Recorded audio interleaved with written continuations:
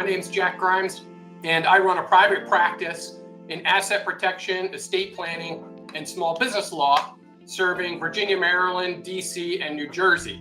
I'm also a lieutenant colonel in the Air Force JAG Corps Reserve, where I serve in a cyber unit.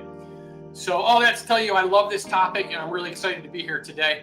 All right, so you guys know there's a lot more out there than just Bitcoin. We have these other kinds of cryptos, and I just wanted to give you a sense of how much value is in these things today. Bitcoin is the largest cryptocurrency by market capitalization as of 2023. It's currently larger than Visa, MasterCard, JP Morgan Chase, Exxon, and Walmart. So you can get an idea there, right? $400 billion, $500 billion. It's even more now because of the ETFs. And then Ethereum, you can see by comparison, that's the second biggest dog in the crypto world. And then you got a bunch of others that are also pretty significantly valuable, but they pale in comparison to Bitcoin. Bitcoin is the best case for money. Ethereum is a cryptocurrency that is not really about money. It's about developing decentralized apps. Decentralized means they're not owned by Facebook, right? Or Google or one of these big companies with a profit motive. Instead, they're just owned by the people who designed them and the end users that use them.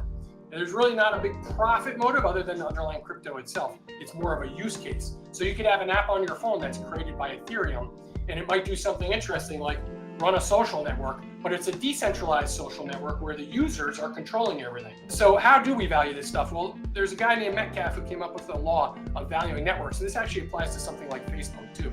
Because tomorrow morning I could invent my own Facebook and I could put it out in the market and I could say, this is much better than the Facebook we have now. But guess what? Nobody's going to use it.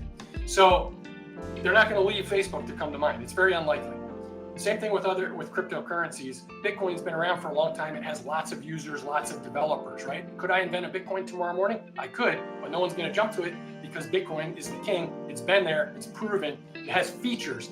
And so there's a way of valuing this stuff by looking at what are the number of users. You square that, and it gives you a ballpark estimate.